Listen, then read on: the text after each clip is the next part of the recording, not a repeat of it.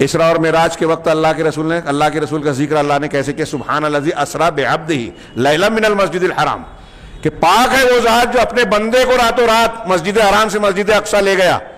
دیکھیے اتنے عظیم مقام پر اللہ تعالیٰ نے اپنے رسول کا ذکر عبد سے کیا، بندے سے، کہ کوئی یہ نہ سمجھے کہ اللہ کے رسول صلی اللہ علیہ وسلم کا اگر یہ سفر ہو رہا ہے تو آپ بندگی کے دائرے سے نکل کر معبود کے دائرے میں اللہ کی خصوصیت میں چلے گئے، نہیں، آپ فضیلت کے باوجود اللہ کے عبد ہیں، عبد کامل ہیں۔ یہ آپ کی فضیلت ہے کہ آپ جس مقصد کے تحت انسانوں کو پیدا کیا گیا اس مقصد میں سب سے اعلیٰ درجے پہ ہیں، عبودیت میں سب سے کامل عبد ہیں، سب سے اونچے درجے پر ہیں، لیکن عبد ہیں۔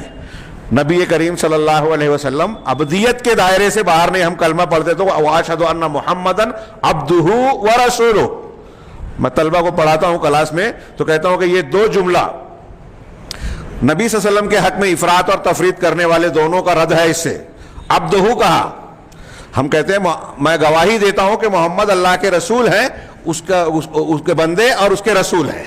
جب آپ نے بندہ کہا تو ان تمام لوگوں کا رد ہو گیا جو اللہ کے رسول صلی اللہ علیہ وسلم کو آپ کے مقام سے بڑھا کر اللہ سے ملاتے ہیں، آپ کے اندر اللہ کی خصوصیت ثابت کرنا چاہتے ہیں۔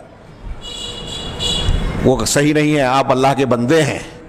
ہاں، اب کوئی کہتا ہے نور مجسم، حاضر و ناظر، ہاں، اور عالم الغیب والشہادہ، جو اللہ کی خوبیاں ہیں، اگر وہ یہ مانتا ہے تو وہ اللہ کے رسول کو عبد نہیں مان رہا ہے، رد کر رہا ہے۔ کیا یہ گستاخی ہے؟ جی نہیں۔ اگر کوئی شرک کر رہا ہے، یہاں یہ بات بھی دھیان رکھیں، اگر ایسا شرک کرنے والے میری بات سنیں کہ نبی کریم صلی اللہ علیہ وسلم کو عبد کہنا اور یہ کہنا کہ آپ عالم الغیب نہیں تھے، اللہ کے نور کا ٹکڑا یا نور مجسم نہیں تھے، نور ہدایت تھے، یہ صحیح ہے، نور مجسم نہیں تھے، حاضر و ناظر اللہ کی طرح، جس طرح اللہ اپنے علم اور قدرت کے ساتھ ہر جگہ حاضر ناظر، علم اور قدرت کے ساتھ اور ذات کے ساتھ اللہ عرش پر مستوی ہے، تو حاضر ناظر اس معنی میں جیسے اللہ کو ہم مانتے ہیں کہ ہر جگہ ہر دیکھ رہا ہے، محفل میلاد میں وہ مانتے ہیں کہ آ رہا ہے، ہم کہتے ہیں یہ غلط ہے، تو ایسا کہنے سے آپ یہ کہتے ہو کہ رسول اللہ صلی اللہ علیہ وسلم کی شان میں گستاخی کر رہے ہیں، نہیں۔ آپ اگر اللہ کے رسول کو ایسا مان رہے ہو تو آپ اللہ کے رسول صلی اللہ علیہ وسلم کی بات کو بھی ٹھکرا رہے ہو، اللہ کی بات کو بھی ٹھکرا رہے ہو، آپ اللہ کی شان میں گستاخی کر رہے ہو۔ ہر مشرک اللہ کا گستاخ ہے، اس لیے معاف نہیں کیا جائے گا اگر اس پہ مر گیا بغیر توبہ کے۔ اللہ، اگر آپ شرک کر رہے ہیں تو آپ اللہ کی شان میں گستاخی کر رہے ہیں۔ اولیاء اللہ کو اللہ سے ملانا یا اولیاء اللہ کو بڑھانا نہیں ہے، اللہ کو گھٹانا ہے، اللہ کی شان میں گستاخی ہے۔ تو یہ اچھی طریقے سے سمجھے، جب ہم کہتے ہیں محمد اللہ کے بندے ہیں تو رد ہو گیا ان تمام لوگوں کا جو حد سے بڑھاتے ہیں، غلو کرتے ہیں، افراط کرتے ہیں۔ اور جب کہا کہ اور اس کے رسول ہیں تو ان لوگوں کا رد ہوا جو محمد رسول اللہ صلی اللہ علیہ وسلم کو رسول ایک طرف بولتے بھی ہیں اور اللہ کے رسول کی حدیثوں کے آ جانے کے باوجود امام کی بات کو مانتے ہیں، پیر صاحب کی بات کو مانتے ہیں، بزرگوں کی بات کو مانتے ہیں، اور محکم آیتوں اور حدیثوں کو چھوڑ کر گھوس پھیٹ کے ایسی نقطے بیان کرنے کی قرآن حدیث میں کوشش کرتے ہیں جہاں کوئی پرندہ پر نہ مارے، چرندہ چر نہ مارے اور درندہ در نہ مارے، ایسے نقطے لاتے ہیں، ہاں، جہاں جو اللہ کے رسول کو بھی نہیں معلوم، جو صحابہ بھی نہیں جانتے تھے، تابعین تابعین میں، بلکہ جو قرآن و حدیث میں رد کیے گئی باتیں ہیں وہ چیزیں قرآن سے ثابت کرتے ہیں جو ابھی ہم نے پڑھا کہ مشرکین مکہ، مشرکین قوم نوح اپنے بزرگوں کو صرف واسطہ وسیلہ بناتے تھے اور یہی ان کا شرک تھا۔ یہی لوگ آج بہت سارے مسلمان قرآن کو مانتے ہوئے وہی کر رہے ہیں کہ بزرگوں کو پکار رہے ہیں اور ان کو کہہ رہے ہیں کہ واسطہ وسیلہ قوم نوح والا عمل اور مشرکین مکہ والا عمل اختیار کر کے کہتے ہیں کہ یہ قرآن سے ثابت ہو رہا ہے۔ اگر قرآن سے ان کا عمل صحیح ثابت ہو جائے تو پھر مشرکین مکہ مشرک کہلانے کے لائق نہیں رہیں گے، اور اگر وہ مشرک ہیں تو آپ موحد نہیں ہو سکتے۔ یہ اجمالی جواب شیخ نے ایک مثال کے طور پہ بیان کیا۔ وعلیکم السلام ورحمۃ اللہ وبرکاتہ۔ دیکھیے، ان لوگوں کے پاس گہرائی علم و فکر نہیں ہے، یہ سنیت کی دشمنی میں، اہل سنت و جماعت کی دشمنی میں کچھ بھی توجیہ و ترجیح کر دیتے ہیں، سمجھ میں نہیں آتا۔ اللہ پاک نے اپنے حبیب کو وہاں جو عبدہ کہا ہے وہ کمال خصوصیت اور کمال قرب مراد ہے، کہ جو کسی نبی کو شرف حاصل نہیں ہوا وہ شرف اپنے حبیب کو میں صفت عبدیت میں دے رہا ہوں، تو نبوت اور رسالت کا کتنا اعلیٰ مقام ہے۔ بس اتنی سی بات اگر سمجھ لیں تو کافی۔ معراج جسمانی میں دے رہا ہوں اور عبدہ اسی کی طرف اشارہ ہے، ورنہ عبداللہ بھی نبی صلی اللہ علیہ وسلم کی شان بیان کی گئی ہے سورہ جن کے آیت نمبر 19 میں، انہ لما قام عبداللہ. لیکن یہاں پر ان کی مطلب اس کلپ سے یہی سمجھ میں آتا ہے کہ اہل سنت و جماعت پر یہ الزام لگا رہے ہیں کہ اہل سنت و جماعت جو ہے نبی کو معبود مانتے ہیں معاذ اللہ، اور اس کا بیس کیا ہے کہ ان سے مدد طلب کرنا، ان کے لیے علم غیب ثابت کرنا، ان کو صاحب اختیار سمجھنا، وہی جو قرآن کی ذکر کیا ہے. اس سے پہلے کہ میں کچھ تفصیل کروں، میں کچھ قرآن کی آیت پیش کر دوں تاکہ آٹومیٹک ان کا جواب ہو جائے. سورہ توبہ کی لاسٹ اینڈ فرسٹ آیت کریمہ اللہ پاک فرماتا لقد جاءکم رسول من انفسکم عزیز علیہ ما عنتم حریص علیکم بالمؤمنین رؤوف رحیم. قطع نظر اس سے کہ میں ترجمہ کروں، اس میں اللہ پاک نے اپنے رسول صلی اللہ علیہ وسلم کی شان بیان فرمائی اور ایسے نام، خصوصاً 2 نام ایسے گنائے جو خود اللہ کا نام ہے، مثلا عزیز، رؤوف. لقد جاءکم رسول من انفسکم عزیز علیہ ما عنتم حریص علیکم بالمؤمنین رؤوف رحیم. 3 نام، بلکہ عزیز، رؤوف، رحیم، اور یہ سب اللہ کا نام ہے. اللہ عزیز ذو انتقام واللہ رؤوف بالعباد. بسم اللہ الرحمن الرحیم. عزیز، رؤوف، رحیم یہ اللہ کا نام ہے، اور اللہ پاک خود فرما رہا ایسا رسول آیا ہے جو عزیز ہے، جو رحیم ہے، جو رؤوف ہے. اب یہ کیا جواب دیں گے؟ ہم بول رہے ہیں نبی کو رؤوف، رؤوف بول رہا ہے نبی کو رؤوف. ہم بول رہے ہیں عزیز، نبی کو نہیں، عزیز بول رہا ہے نبی کو عزیز. جو اللہ عزیز ہے، اللہ رؤوف ہے.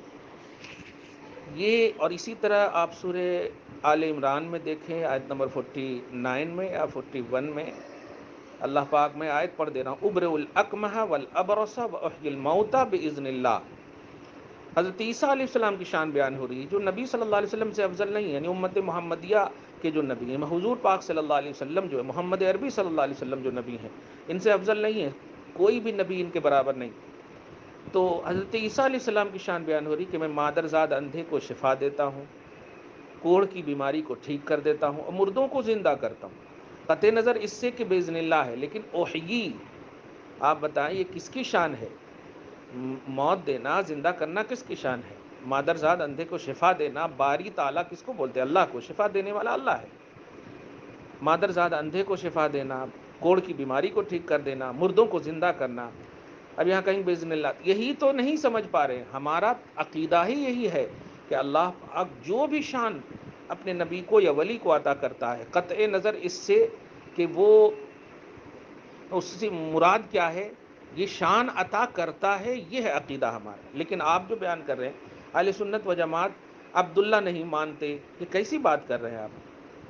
پھر آگے چل کر کہیں گے کہ اگر اب عبداللہ کی بات کر رہے ہیں آپ، رسول کو ہم عزیز مانتے، رؤوف مانتے، رحیم مانتے، یہ جملہ بولیں گے تو سڈنلی آپ شرک کا فتویٰ لگا دیں گے، جبکہ عزیز، رؤوف، رحیم اللہ کا نام ہے. خلاصہ یہ کہ یہ اہل سنت و جماعت کی دشمنی میں کچھ بھی توضیح و تفسیر کر رہے ہیں.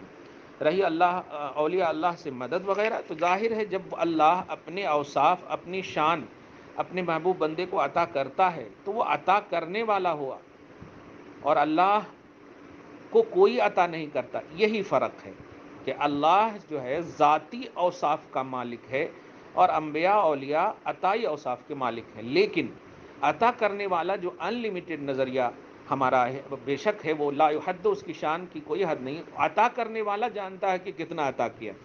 اب علم غیب کے حوالے سے آپ دیکھیں، ایک نہیں سینکڑوں آیتیں سورہ آل عمران آیت نمبر 179 میں، کہ اللہ تعالیٰ کی یہ شان نہیں کہ عام لوگوں کو غیب پر مطلع فرمائے، ہاں اپنے رسولوں کو جو چن لیتا ہے اس کو عطا کرتا. اسی طرح حضرت عیسیٰ علیہ السلام ہی کی شان میں وہیں پر انبئکم بما تاکلون وما تدخرون، تم آئندہ فیوچر میں کیا کھاؤ گے، کیا جمع کرو گے، وہ سب میں بتا دوں گا. فیوچر کا علم میں قرآن بھی پیش کر رہا ہوں. اسی طرح آپ دیکھیں سورہ جن کے آیت نمبر 26-27 میں، عالم الغیب فلا یظہر علی غیبہ احدا الا من ارتضی من رسول. عالم الغیب وہ ہے جو اپنے غیب پر مطلع نہیں دیتا ہے کسی کو بھی، ہاں اپنے چنندہ رسول کو دیتا. سورہ جن کے آیت نمبر 24 میں دیکھیں، وما هو علی الغیب بضنین، یہ نبی غیب بتانے پر بخیل نہیں ہے. میں بس سمجھنے والوں کے لیے ایک ہی دلیل کافی ہوتی، نہیں سمجھنے والوں کے لیے اب کیا کریں گے؟ وہ اسلام دشمنی نہیں، اہل سنت و جماعت کی دشمنی میں غلو کرتے ہیں یہ لوگ. ہم آیت کریمہ پیش کیے، ہم دلائل پیش کیے کہ اللہ نے جو رعوف اس کی شان ہے، وہ شان اگر نبی کو عطا کر رہا، اور ہم عقیدہ رکھ رہے ہیں کہ رعوف اے رحیم، جیسے یا رسول اللہ آپ بولتے ہیں نا، تو رسول بھی تو اللہ کا عطا کیا ہوا وصف ہے نا، رسول بھی تو کوئی محنت سے نہیں بنتا ہے، وہ اللہ عطا کرتا ہے جسے رسول، چنانچہ قرآن کہتا ہے اللہ اعلم حیث یجعل رسالتہ، اللہ زیادہ جانتا ہے کہ کس کو اپنی رسالت عطا کرے گا، یا کس کو کہاں پر اپنی رسالت رکھے گا، کس کو اپنا رسول بنائے گا۔ رسول اور نبی ہونا یہ اللہ کی محض عطا سے ہے، اس میں کسب محنت کا دخل نہیں ہے۔ تو رسول بھی عطائی ہے، نبوت بھی عطائی ہے۔ تو اب سوال یہ ہے کہ علم غیب کیوں نہیں عطا فرمایا؟ یہ بھی تو قرآن ہے۔ رعوف بھی عطائی وصف ہے، عزیز بھی عطائی وصف ہے۔ تو یہ جب عطا ہے اللہ پاک کے نبی کو، اور نبی صلی اللہ علیہ وسلم کے ذریعے سے ولی کو، اولیاء اللہ کو، قرآن پاک میں آپ دیکھیں نا، اولیاء اللہ انما ولیکم اللہ ورسولہ والذین آمنوا، سورہ مائدہ کے آیت نمبر 55 میں دیکھیں کہ بے شک تمہارا ولی جو ہے اللہ بھی ہے، رسول بھی ہے، اور ایمان والے بھی ہیں۔ یہ ایمان والے بھی، رسول بھی ہے، ایمان والے بھی، انبیاء کرام کو بھی، نبی کو بھی کہا، ولی کو بھی کہا، تمہارا مددگار۔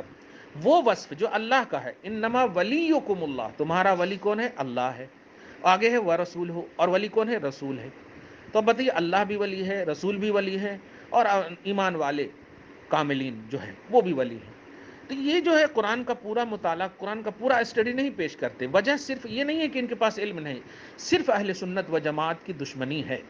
یاد رکھیں کہ اہل سنت و جماعت جو ہے، قرآن کی ریئلٹی اور حدیث کی ریئلٹی، اطاعت کا جو صحیح کانسیپٹ ہے اس کی بنیاد پر ہے، عوام اور لوگوں کی بنیاد پر نہیں ہے۔ جو سالانہ صرف آپ عرس کر کے آپ اسے اہل سنت و جماعت کہیں، یا نماز نہ پڑھیں آپ اسے اہل سنت و جماعت کہیں، یہ سب آپ نہ دیکھیں۔